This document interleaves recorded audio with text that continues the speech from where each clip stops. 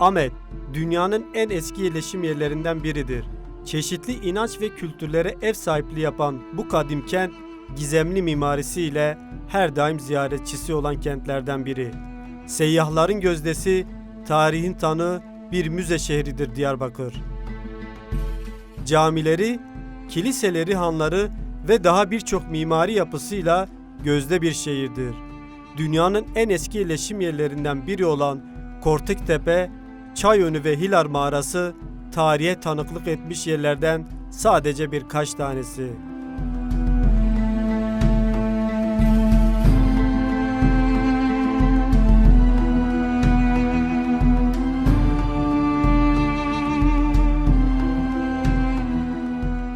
Yani Diyarbakır gerçekten çok eski bir şehirdir.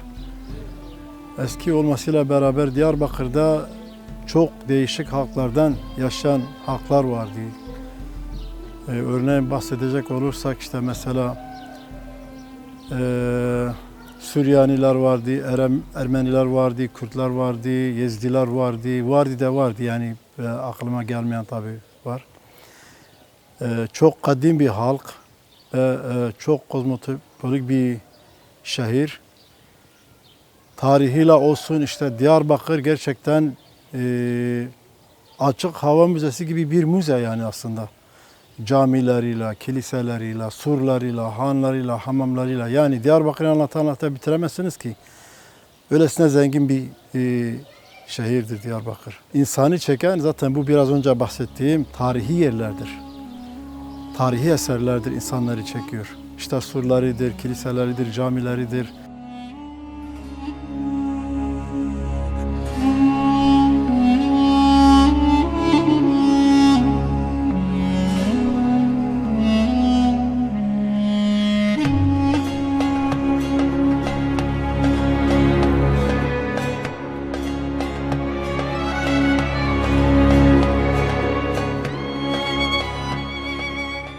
Şu an Süryani Kadim Meryem Ana Kilisesi'nde bulunmaktayız. Çok tarihi olan bir kilisedir. Bu kilise Süryaniler ve bütün herkesçe önemsenen bir yerdir. Çünkü tarihi bir yerdir bu kilise. Çok kadim bir kilisedir.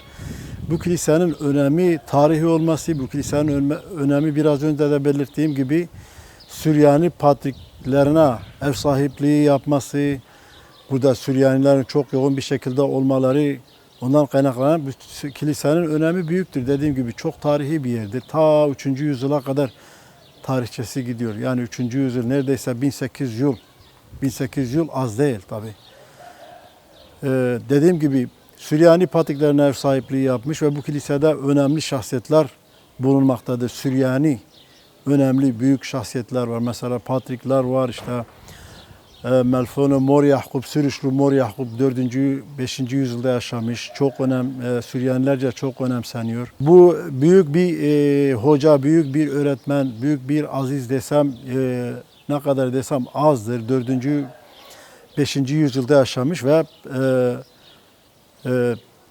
o zaman yani binlerce şiirler yazmış bu kişi ve Hristiyanlıkta olsun ve diğer dinlerde de olsun büyük bir kişi, büyük bir şahsiyet yani. Hristiyanlık öncesi Süryaniler burada var, bu coğrafyada var. Yani Hristiyanlık 5000 yıldan bahsediyorum, 5000-6000 yıldan bahsediyorum Hristiyanlık öncesi derken. Süryaniler aslında İsa'dan önce putperest yani örneğin güneşe tapanlar, yıldıza tapanlar, tapınaklar. Genelde baktığımız zaman Süryani kiliseleri, özellikle Süryani kiliseleri güneş tapınakları üzerine inşa edilmiş. Çünkü Süryaniler Batılı inanç tabii ki şimdiki şeyler Batılı inanç dediğimiz o tapınakları kurmuşlar. Hala bazı yerlerde hazır tapınakları görüyoruz. Hala sağlam yani yapılmış tapınakları İsa'dan önce. Süryaniler Hristiyanlığı kabul ettikleri gibi bu Hristiyanlığı dünyaya yaymakla kalmadı. Aynı zamanda işte yeni bir inanç, yeni bir din kabul etmiş oldular ve kiliselerini o tapınakların, güneş tapınaklarının üzerine kurmuşlar görüyoruz. Mesela burası bir güneş tapınağı, bulunduğumuz kilise. Örneğin Derüzafaran var, güneş tapınağının üzerine kurulmuş ve birçok örnek verebilirim. Çok kiliselerimiz var. Böyle tapınakların üzerine kurulmuştur. Kilisemiz dediğim gibi 3. yüzyılda kurulmuş. 1800 yıllık bir yerdir. Bura iki bölüme ayrılıyor.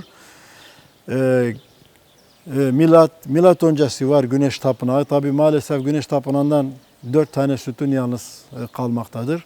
Daha sonra kiliseyi bu tapınak üzerine kurmuşlar. Kilise de o milattan sonra 3. yüzyılda kurulmuş. Tabi zaman zaman onarımlar, restorasyonlar görmüş bizim kilisemiz ve bugünümüze kadar çok şükür süre gelmektedir.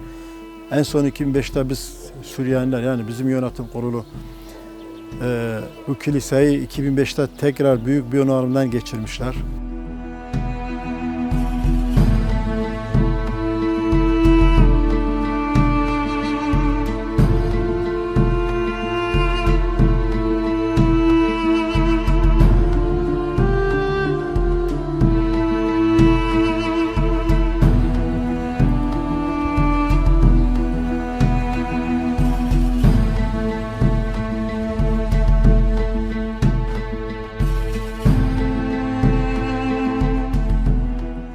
Şimdi de sizi Ahmet'in en çok ziyaret edilen mekanlarından biri olan Meryem Ana Süryani Kadim Kilisesi'ne götüreceğiz.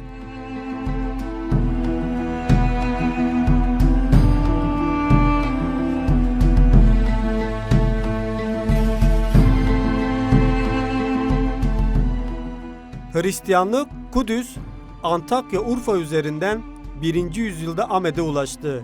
Süryaniler bu erken dönemde Hristiyanlaştı. Amit ismiyle adlandırdıkları bu kentte dinsel, kültürel, yazınsal ve sanatsal değerler kattı.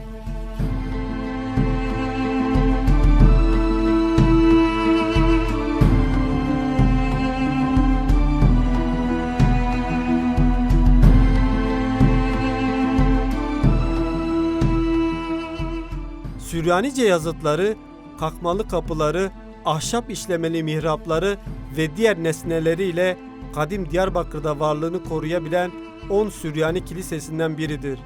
Yıkımlar, yangınlar, depremler, işgaller gördü. Bunca olumsuzluklara rağmen ayakta kalmayı başarabildi.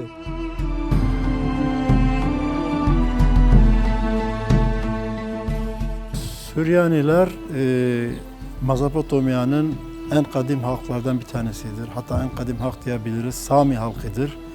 Süryaniler aynı zamanda Aramiler oluyor. Daha sonra Süryaniler aynı halktır. Süryaniler oluyor. Süryaniler İsa'dan önce tabi değişik batı inançlara inanmıştır. Örneğin güneşe tapanlar olmuştur, yıldızlara, aya tapanlar. Daha önce İsa'dan önce tabi bunlar. Daha sonra Süryaniler ilk Hristiyanlığı kabul edenler oldu. Hristiyanlığı kabul etmeleriyle beraber dünyaya Hristiyanlığı Çin'e kadar, Hindistan'a kadar bütün dünyaya yaymışlar Süryaniler. Süryaniler dediğim gibi Mezopotamya halkıdır. İki nehir coğrafyası halkıdır. İki nehir arası coğrafyası halkıdır. Süryaniler bir halktır, bir ırktır. Bununla beraber Süryaniler işte dediğim gibi Süryanilerin Hristiyanlığı kabul ettikleri Antakya'da ilk kabul ediyorlar. Daha sonra Süryanilerin ilk patriği Antakya patriği, Antakya'da kabul ettikleri için Antakya patriği diyoruz Süryani patriklerine. Süryani dili Süryanice ya da daha önceye gidersek Aramice. Çünkü Süryaniler aynı zamanda Aramilerdir, eş anlamlıdır. Süryani dili Aramice dili çok eski, çok kadim dinlerden bir tanesidir.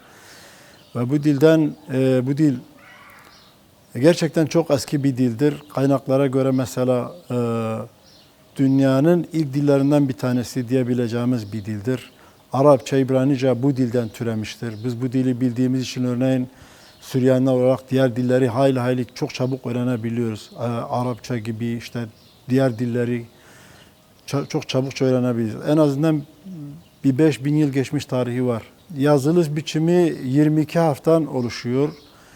Bunun 6 tane de var, harekeleri var. Bu mesela Ftuhus, Kofur, Boso gibi mesela Arapçada hani Zamme, Kese gibi bunda da var. Bizim dilimizde de var. Çünkü bizim dil daha kadimdir. Zaten fotokopisi gibi duruyor Arapça onun. 22 harften oluşuyor. İşte o 6 tane de eklersek 28 harften oluşuyor.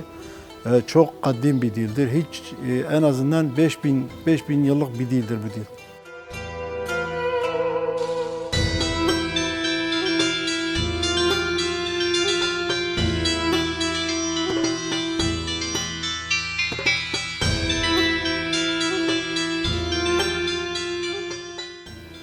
Şimdi Süryaniler dediğimiz gibi biraz önce de bahsettiğim gibi iki nehir arası coğrafyası halkıdır Süryaniler. İlk patriği dediğim gibi Antakya'da, daha sonra işte daha sonra Malatya'ya geliyor. Binli yıllarda buraya bu kiliseye geliyor. Zaten bu kilise o yüzden çok önemli bir kilise olup, çok tarihi bir kilise olup 1034 yılında buraya geliyor. Ve bir dönem kalıyor, uzun bir dönem buradan da Deruzahfaran'a göçüyor. Tabii daha sonra patriklik daha sonra 1864'te burada ikinci patrik Yakup II. Patrik Deruzahfaran'dan buraya getiriyor. Zaten onun mezarı burada mevcut. Onun kürsüsü, patrik kürsüsü burada mevcuttur.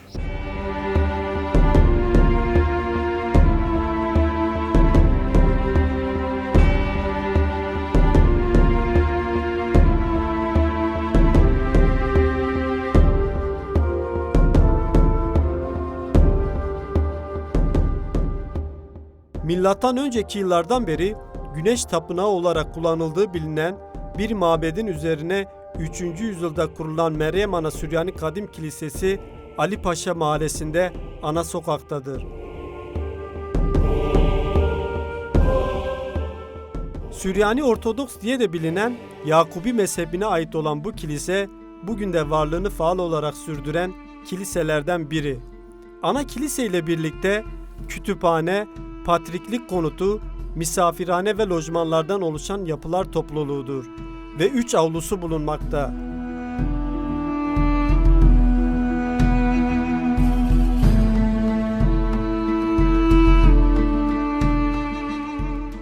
Pek çok tarihi eseri bünyesinde barındıran kilisede ceviz ağacından yapılmış kapılar, azizlere ait tablolar, el işi gümüş kandiller oldukça dikkat çekicidir.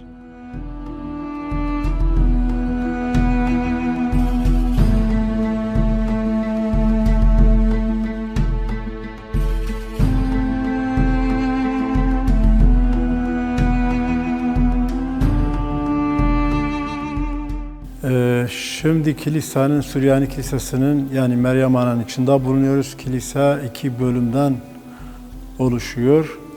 Bir tanesi ayin yeridir, bir tanesi de normal ibadet yeridir. Şu an tabii o tırakla şeyler yok ama kilisemiz dediğim gibi milattan önce kalma taş sütunlar var. Güneşe tapanlardan kalma taş sütunlar var. Onlar 4000 yıllık olduğu söyleniyor ve hemen bu taşlar, burada sütun başlıkları var. Biraz sonra belki detayları çekerseniz şu 3-4 tane ortada duran taş sütunlar var. Bunlar milattan önce, daha sonra işte kilise kurulmuş 3. yüzyılda bu tapınağın üzerine. Kilise dediğim gibi şu yukarı kısım ayin yeridir. Ayini orada yapıyoruz. Aşağıda da ibadet yapıyoruz. Tabii 2 bölümden oluşuyor. Dediğim gibi bazı hani diyoruz ya 3. yüzyıldan kalma kilise. O dönemde yani Roma döneminden kalma hala sütunlar var, sütun başlıkları var, Roma korintleri var. Süryaniler en eski ilk Hristiyanlar olduklarından dolayı kiliseleri hem genelde büyük olur, muhteşem olur, eski olur, kadim kiliseler olur.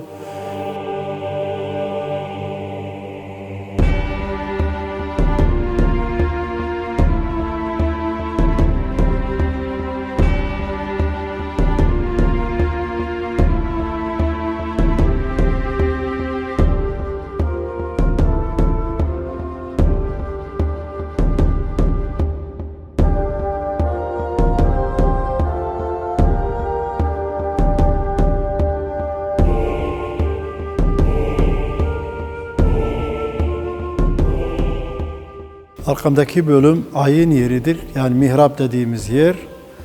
Orası pazar günleri ayin yaptığımız yerdir. Hemen papaz şu 2. basamakta ayakta durup oradan ayini yönetiyor. Ve buradan bu sehpa üzerinden İncil okuyor. Ve işte vaaz veriyor. Aynı zamanda dediğim gibi, biraz önce belirttiğim gibi Süryani patriklerine ev sahipliği yapmış bu kilise. Burada hemen şurada patrik kürsüsü. Patrik II. Yakup'un kürsüsü var. Bu hemen bu arka tarafta kapının arkası bölümünde onun mezarı, türbesi var, duruyor. Bazı patrik mezarları duruyor.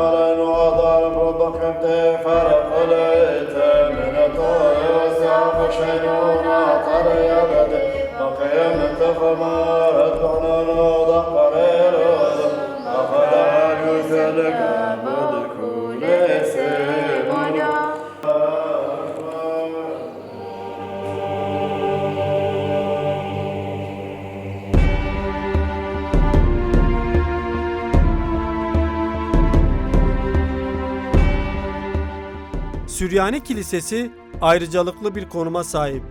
Aziz Mor Afrem'in 303'te bu kilisede vaftiz olması, Aziz Mor Yakup'un 309'da burada yapılan bir sinado kararıyla Nusaybin episkoposluğuna yükseltilmesi, Süryani edebiyatının parlak simalarından Suruçlu Mor Yakup gibi azizlerin mezarını barındırıyor olması manevi değerini artırıyor.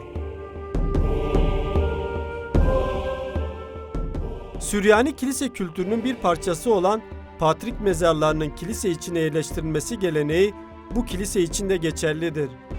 Çeşitli zamanlarda kilisede görev yapmış ve görevi başındayken ölen pek çok patriğin ve rahibin mezarları halen kilise içinde korunmaktadır.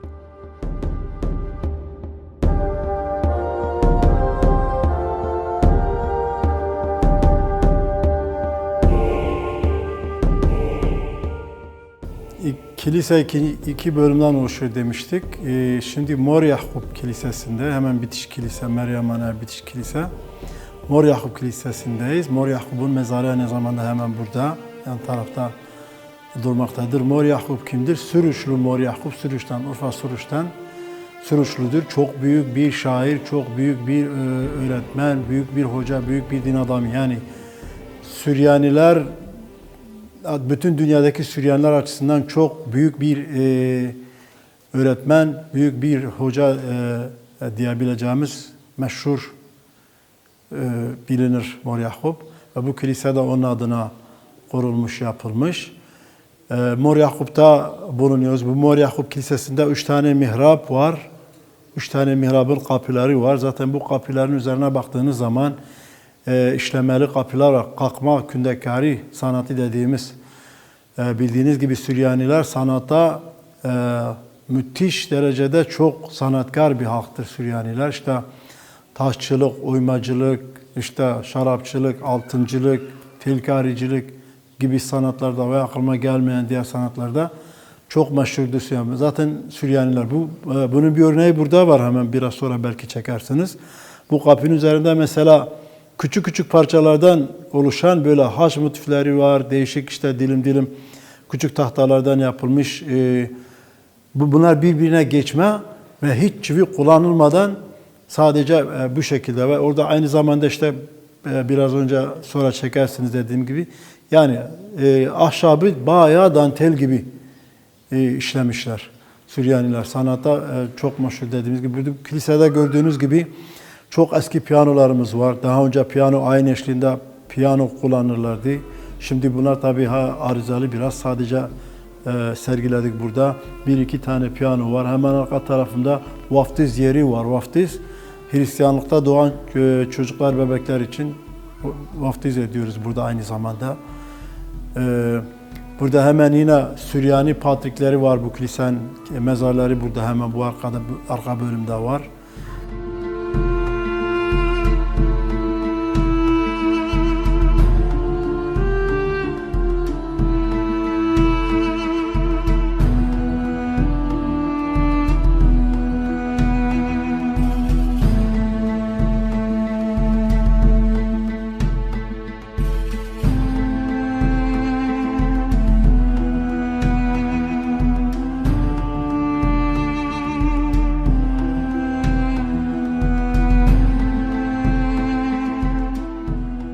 Ahmet'in önemli dinsel yapılarından biri olma özelliğini taşıyan kilise 1700 yıllık geçmişiyle önemli mekanlar arasında yer almaktadır.